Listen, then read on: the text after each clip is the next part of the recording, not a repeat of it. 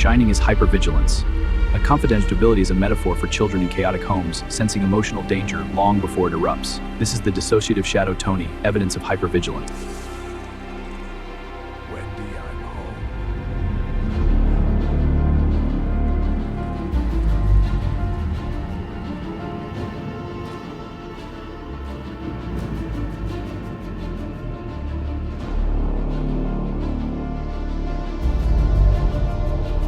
Today, as we explore the intersection of transgenerational trauma, epigenetics, and narcissistic family systems in this video, you'll learn how ancestral pain is biologically and psychologically preserved.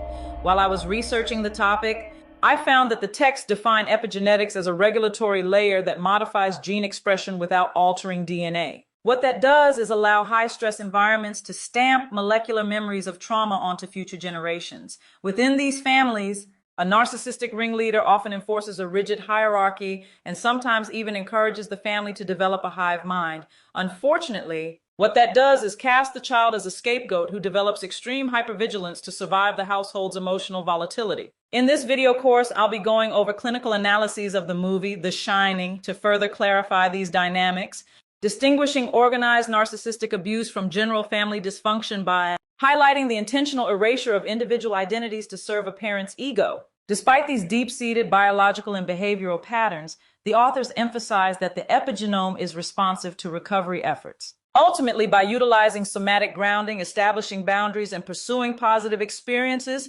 survivors can correct inherited chemical markers and terminate the cycle of trauma for themselves and their descendants. Okay, let's begin with institutional gaslighting, clinical frameworks, and the trajectory of recovery. The psychological destruction of the Torrance family is not merely a metaphor for supernatural terror. It is a meticulously accurate rendering of specific psychiatric pathologies, institutional exploitation, and the rigorous reality of long-term trauma recovery. To deepen the clinical assessment of The Shining and its canonical sequel, Dr. Sleep, mental health practitioners must evaluate three intersecting vectors. First, the explicit diagnostic mapping of Jack Torrance's behavior against established psychiatric criteria. Second, the structural engineering of the Overlook Hotel as an algorithmic model for institutional gaslighting and systemic enablement. Third, Danny Torrance's adult trajectory as an empirical representation of complex post-traumatic recovery, addiction relapse biology, and the structural termination of transgenerational trauma. To transition from a literary character profile to a formal psychiatric case formulation, Jack Torrance's behaviors must be strictly cross-referenced with the diagnostic criteria for narcissistic personality disorder as codified in the DSM-5-TR. According to clinical standards, a formal diagnosis of NPD requires a pervasive pattern of grandiosity, a relentless need for admiration, and a profound lack of empathy, manifesting across at least 5 of 9 distinct behavioral markers. So I want to make it clear that the character, Jack Torrance, does not merely meet this threshold. He fulfills the criteria with pathological rigidity, particularly as his baseline personality fails under prolonged isolation and stress. Jack displays a deeply inflated, fragile appraisal of his own intellectual and creative capabilities. He does not view his writing as a craft requiring disciplined labor, but rather as an innate manifestation of genius that the world and his family has actively suppressed. His acceptance of the caretaker position is internally reframed not as a desperate economic necessity following his termination from teaching, but as an elite intellectual retreat where his superior mind will finally produce a masterpiece.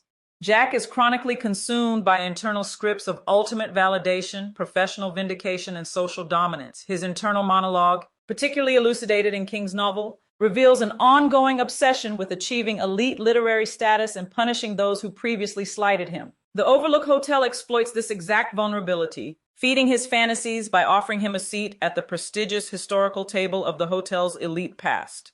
Jack harbors rigid, unreasonable expectations of automatic compliance and exceptionally favorable treatment from his dependents. He believes that his role as the patriarch and an artist exempts him from the standard emotional and physical boundaries of domestic life. When Wendy or Danny make rudimentary requests for safety, communication, or basic interaction, Jack interprets these disruptions as malicious, unprovoked acts of insubordination designed to sabotage his work. In a narcissistic system, relationships are purely transactional, existing solely to regulate the abuser's fluctuating self-esteem. Jack exploits Wendy's financial vulnerability and maternal codependency to isolate her in an environment where she has zero external support systems. He utilizes his family as a captive audience and an emotional dumping ground, extracting their labor and psychological submission to sustain his fragile ego structure. This is the most catastrophic failure in Jack's psychological profile, a complete unwillingness or structural inability to recognize or identify with the emotional needs and physical terror of his wife and child. When Danny experiences severe trauma from the hotel's early manifestations, Jack's response is not parental protection, but intense rage that Danny's instability might jeopardize his employment. He is entirely blind to the terror he inflicts, viewing his own escalating aggression as a justified, measured response to an ungrateful family. Jack's interpersonal style is characterized by systemic contempt, condescension, and intellectual snobbery. His dialogues with Wendy are laced with sharp sarcasm and dismissive intellectualization, designed to degrade her cognitive confidence and reinforce his perceived superiority. This arrogance serves as an armor protecting his underlying, profound core of shame, worthlessness, and transgenerational failure.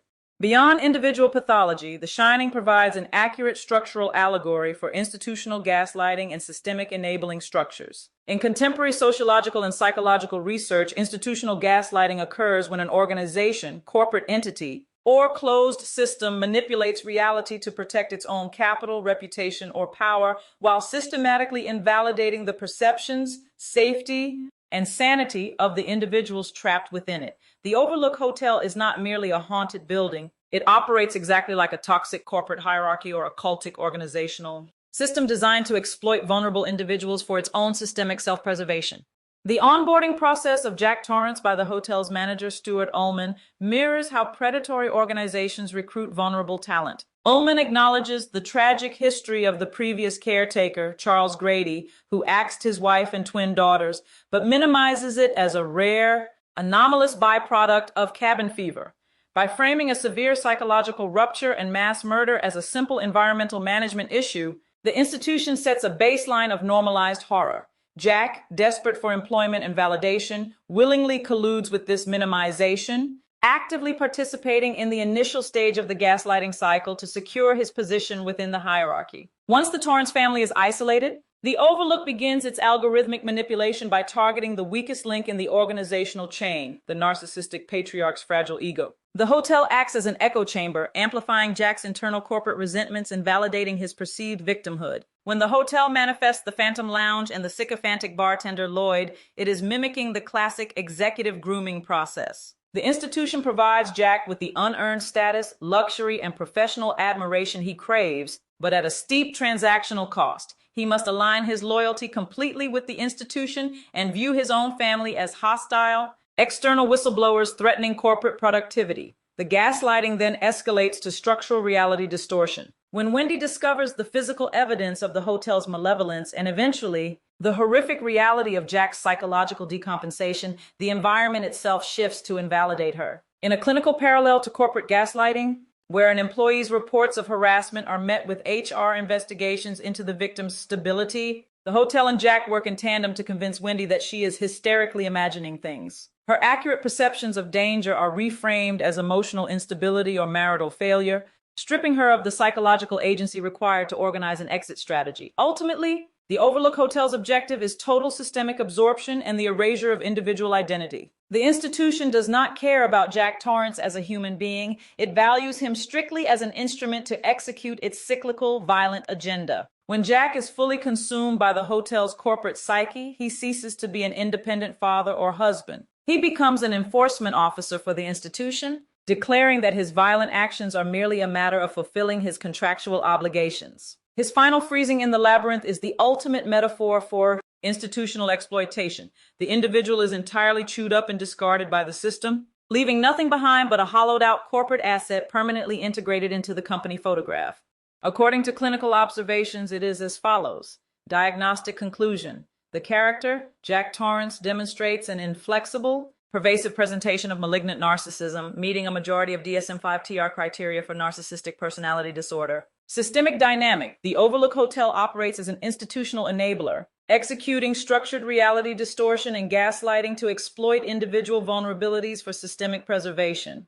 Okay, now I want to share 3 focus tools with you all, especially for those who cannot go no contact. Tool number 1, the gray rock method. This is a vital interpersonal tool used when absolute no contact is not yet possible, because you might be dealing with family court, co-parenting, or some unavoidable family events. The objective is to make yourself as boring, uninteresting, and emotionally unresponsive as a plain gray rock. How it works. Narcissistic systems feed on emotional reactions, both positive and negative. When interacting with an abusive family member, strictly limit your responses to brief, factual, and completely neutral statements.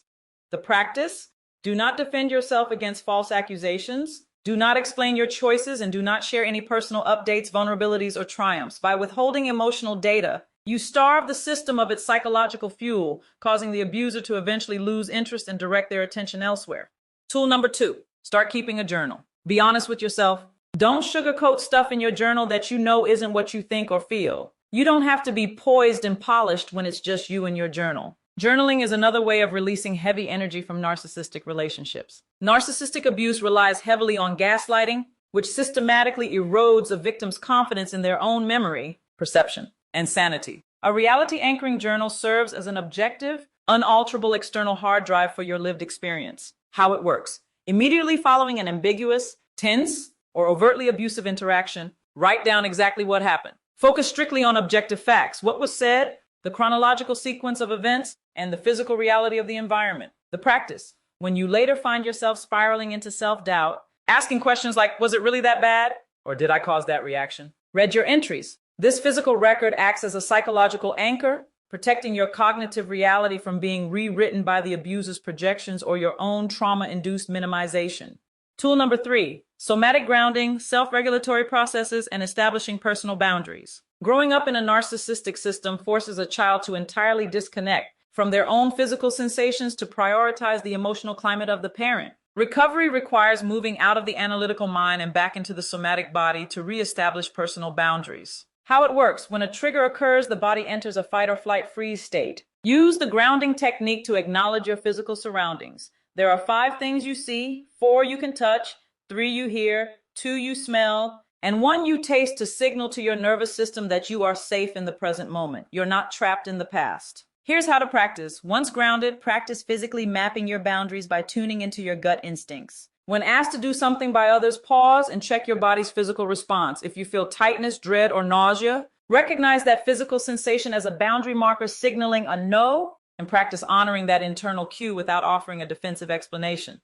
Establishing a no-contact boundary is not a punitive action designed to punish the narcissistic parent. It is a profound act of self-preservation designed to protect your psychological and emotional safety. To execute this boundary successfully and withstand the inevitable systemic backlash, survivors must implement a structured clinical protocol. Phase 1. The medium specification. Decide whether you will send a brief, final notification or simply fade into silence. If you choose to send a notification, it must be completely devoid of emotional explanations, accusations, or justifications, as these will be weaponized against you. A standard baseline statement is, I am taking space to focus on my personal health and well-being. I am requesting that you do not contact me via phone, email, mail, text, or through third parties. Any attempts to reach out will not be answered. Phase 2, digital and physical hard blocking. Immediately block all phone numbers, email addresses, and social media profiles associated with the abuser. Set up email filters that automatically archive any incoming messages from them into a hidden folder without sending a notification to your inbox,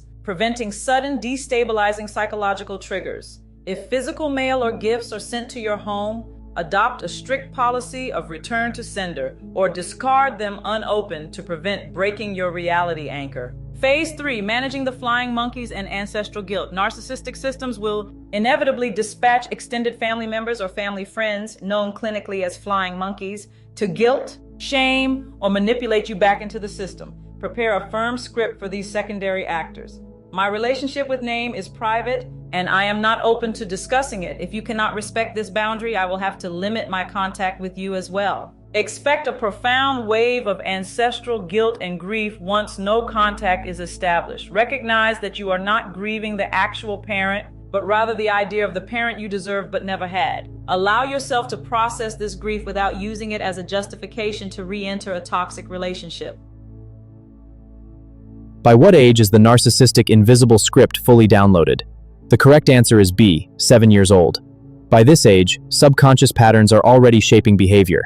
The activation filter traps us in the fog, fear, obligation, and guilt. As long as we filter through them, we remain tethered to trauma. To escape, we must find clarity beyond the fog. Fear, obligation, and guilt. These chains of OG trap you in toxic cycles, but you can break free. Embrace mindfulness and set healthy boundaries. Reclaim your autonomy.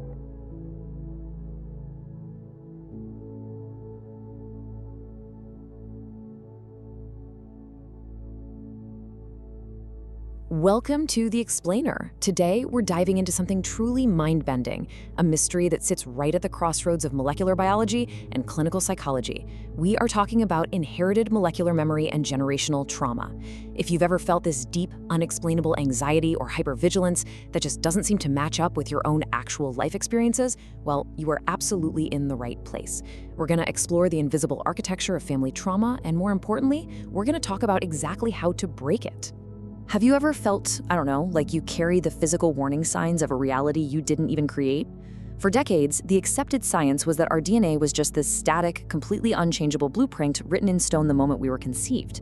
So the thinking went, if your ancestors went through profound, unhealed trauma, the resulting family dysfunction was basically just a psychological burden for you to deal with. But modern science? It's uncovered something so much more fascinating, and honestly, way more hopeful. Here's our roadmap for today's explainer. 1. Beyond the genetic blueprint. 2. The anatomy of legacy. 3. The narcissistic family matrix. 4. A case study looking at The Shining. And finally, 5. Rewriting your biological epilogue. Okay, part 1. Beyond the genetic blueprint. Let's completely flip how we view our inherited DNA blueprint and introduce you to the true master controller of your biology. I want you to think of your DNA sequence as the hardware of a biological computer. It's fixed, it's consistent, but sitting right on top of it is the epigenome. The epigenome acts as the software. It's this highly sophisticated, incredibly responsive array of chemical switches. And what's really wild is just how fast this software updates. Simple, everyday things, your stress levels, what you eat, even your sleep schedule, they can alter these switches almost immediately. So while you can't change your underlying DNA hardware, this epigenetic software determines which genes are actually turned on and which ones are silenced. Your biological destiny isn't a fixed life sentence at all. It's a dynamic, shifting narrative. Moving on to part 2, the anatomy of legacy. So how exactly do these invisible biological patterns actually travel from one generation to the next? Because not all family trauma is passed down the same way. The absolutely crucial point here is understanding the stark difference between intergenerational and transgenerational trauma. Intergenerational trauma is social, it's environmental. It's a child learning to walk on eggshells because they're constantly watching a parent's reactive, unmanaged stress. But transgenerational trauma, that is strictly biological. That means literally inheriting the physical autonomic arousal or hypervigilance of a grandparent directly through your biology. And how does that transgenerational biological transfer actually pull it off? Through a really clever molecular mechanism called DNA methylation. Think of your genes like light bulbs. DNA methylation basically acts as a dimmer switch. It uses these tiny chemical caps, they're called methyl groups, to physically block the machinery of your cells from reading a specific gene. Now, these caps don't alter the actual nucleotide sequence, the core code of your DNA. Instead, they just change how your genes speak. Why? To prepare offspring for high-stress environments. Your biology is literally trying to protect you by priming you for the exact same dangers your ancestors had to survive. Which brings us to part 3, the narcissistic family matrix. Let's zoom in on the specific environment that creates these high-stress stamps on our DNA. Unlike a run-of-the-mill dysfunctional family that's just a bit chaotic, a narcissistic system is highly rigid. It's a structured institution entirely designed to protect the fragile ego of one dominant figure, the ringleader. To keep the peace, you always have the enabler who constantly minimizes the abuse. Then you've got the flying monkeys, people recruited through gossip or manipulation to pressure any truth-tellers back into compliance. And finally, you have the phantoms. These are family members who have essentially been hollowed out. Their individual identities are entirely erased just to maintain blind, unwavering loyalty to the ringleader. Now, if you happen to be the truth teller, often called the scapegoat child, you endure something that is uniquely agonizing. You are forced to helplessly watch the mask slip. You literally watch people you genuinely love transform into these blind, loyal phantoms orchestrated by the ringleader's false narrative. It is a profound, relentless source of chronic anxiety, and you better believe that leaves lasting epigenetic marks. All right, part 4. Case study, The Shining. Let's take all these complex clinical frameworks and apply them to one of the most famous fictional families ever created, the Torrance family. Most folks watch Stanley Kubrick's adaptation of Stephen King's The Shining and just see a classic ghost story. But clinical psychologists, they see something else entirely. We're going to recontextualize this horror story as an agonizingly accurate case study of an unhealed narcissistic family system unraveling, completely fueled by transgenerational trauma. To really understand the Torrances, you have to look at the stark difference between typical dysfunction and a true narcissistic system. Normal dysfunction is loud, it's chaotic, it's pretty easily spotted by outsiders, but a narcissistic system is covert. The narcissistic parent weaponizes reality through gaslighting. Look at Jack Torrance. He presents this incredibly charming, calculated veneer of propriety to outsiders, like during his job interview at the hotel, just to secure his power in the system. This masking makes the abuse exceptionally difficult for anyone on the outside to diagnose. Clinically speaking, Jack Torrance hits the nail on the head for the DSM-5-TR criteria for narcissistic personality disorder. He has this profoundly inflated yet incredibly fragile appraisal of his own creative genius. And when his writing stalls, he absolutely doesn't take accountability for it. Instead, he uses projective identification, which basically means he offloads his own profound shame directly onto his family.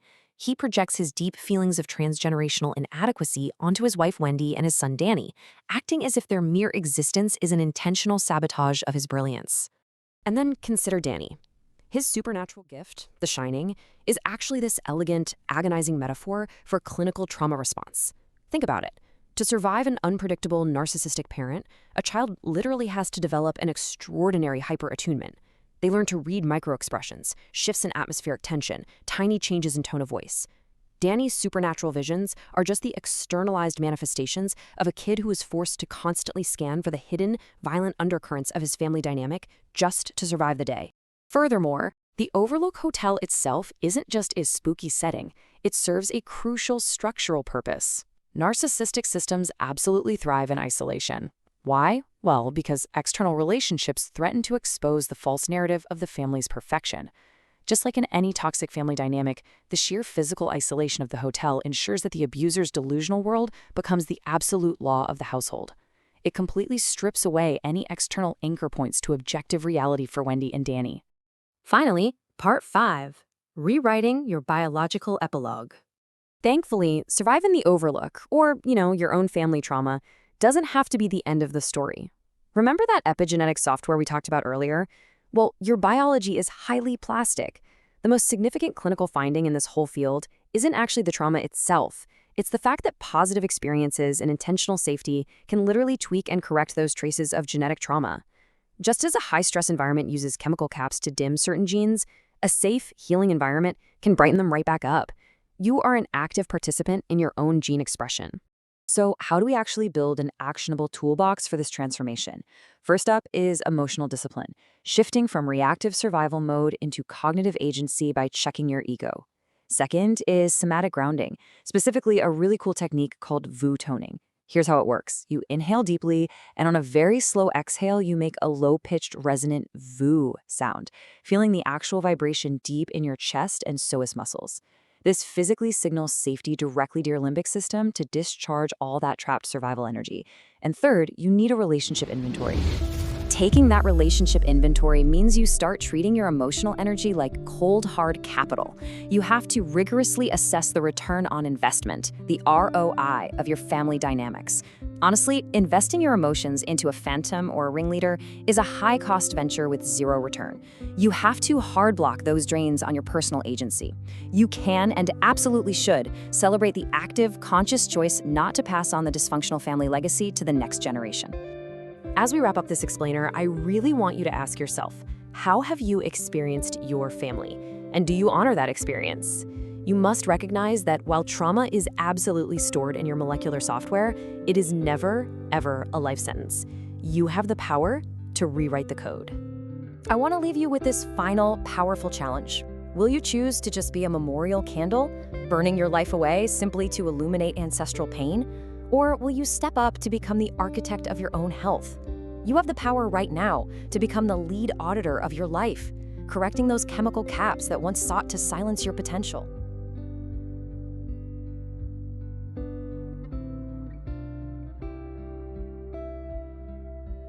Why is the scapegoat selected by a narcissistic parent? Is it because they are the weakest or the most resilient? The hint reveals the key, the child who sees the truth. The correct answer is B. They threaten the narcissist's facade. Out of the shadows, breaking the cycle of narcissistic abuse. The systemic mechanics of intergenerational trauma and the biological imperative of going no contact. This is the path to growth and transformation. Have you ever had this feeling like you're carrying around a weight that isn't totally yours? You know, that the echoes of your family's history are somehow still playing out in your life right now? Well, today, we're going to dive into this really powerful and often invisible force called generational trauma, and specifically how sometimes one person in a family gets chosen to carry it all. I mean, this is the big question, isn't it? You're an adult. You've grown, you've maybe moved away, but there's still this ache that just won't go away. I'm here to tell you it's not in your head, and it is definitely not a sign that you're weak. It's often the last chapter of a story that started way before you were ever even born. See if any of this looks familiar. That constant, buzzing anxiety, feeling totally confused about who you even are, maybe even physical pain that doctors can't explain. If you're nodding along, you are so not alone. These feelings are those echoes we're talking about. It's the body's way of screaming about wounds the mind was told to just ignore. So where on earth does all this come from? To really get what these echoes are, we have to go back to the source. And a lot of the time, that source is this one big, unresolved wound deep inside the family system itself. It gets passed down, almost like a painful family heirloom. And there's a name for this: transgenerational trauma. It's this core idea that families can hand down a lot more than just eye color or curly hair. They can pass along their unresolved pain. When a parent or a grandparent just denies their own history and their own wounds, that pain doesn't just vanish into thin air. Nope, it just finds a new person to live in. But how? How does it actually get transferred? Well, here's how it often happens. The source material points to this really key mechanism.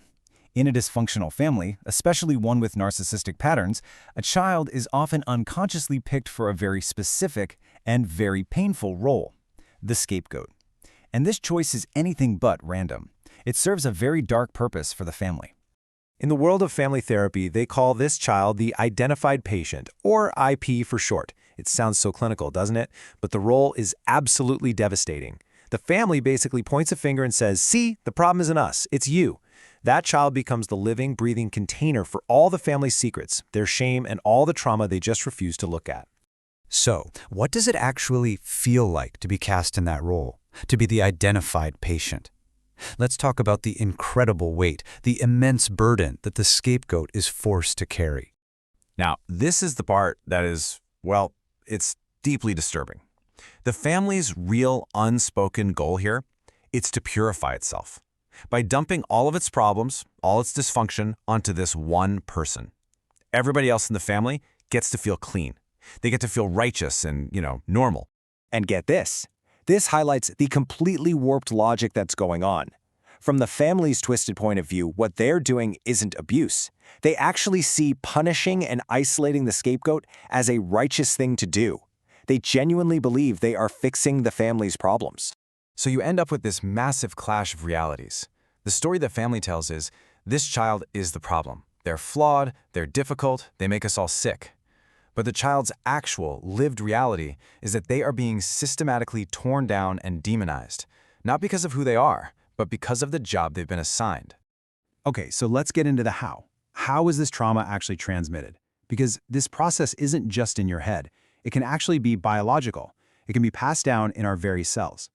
So it kind of works like this. First, you have the parents' or grandparents' own unresolved trauma. They just bury it. Then a child is chosen, often one whose personality just doesn't fit the family's unspoken rules. Then, the family projects all that buried stuff, the anger, the shame, the fear, onto that one child. And here's where it gets absolutely fascinating. The science of epigenetics now suggests that extreme stress and trauma can actually change how our genes are expressed.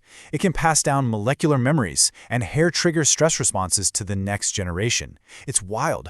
So even after someone gets out of that toxic environment, the effects don't just poof, disappear. The body and the mind carry that story for years, and sometimes for a lifetime. The impact of this kind of abuse is just total. It hits everything. It's not just a mental health thing or an emotional issue. It gets into every part of a person's life, their physical body, their spiritual sense of self, their entire psychological foundation. And this is where that phrase, "the body keeps the score," becomes so real.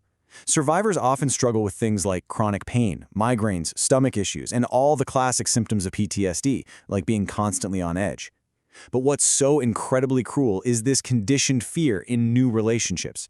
The one thing that could actually bring healing, real, healthy connection, becomes terrifying, because your whole life, connection has equaled pain. Okay? But this is the most important part of this whole thing. The story does not have to end there. You get to become the author. You get to write your own epilogue. This is such a powerful way to reframe everything. If you recognize this pattern in your own life and you make the choice to stop it from continuing, you are not a victim. You are a cycle breaker. And that right there is something to truly celebrate. It's a massive act of courage. So how do you actually do it? Well, first, you interrupt the legacy. You make a conscious choice every day not to pass on the pain. Then, you build a new foundation, a support base of people who actually see you and value you for who you are. You might even dig into your family's history, not to get stuck there, but to understand the secrets so they lose their power over you. And finally, you write your own story. You throw out the script they handed you, and you define your own life on your own terms. Just by choosing to break the cycle, you are already creating an incredible legacy of healing and resilience. So really, the only question left to ask is this: what will be the very first sentence of your new story?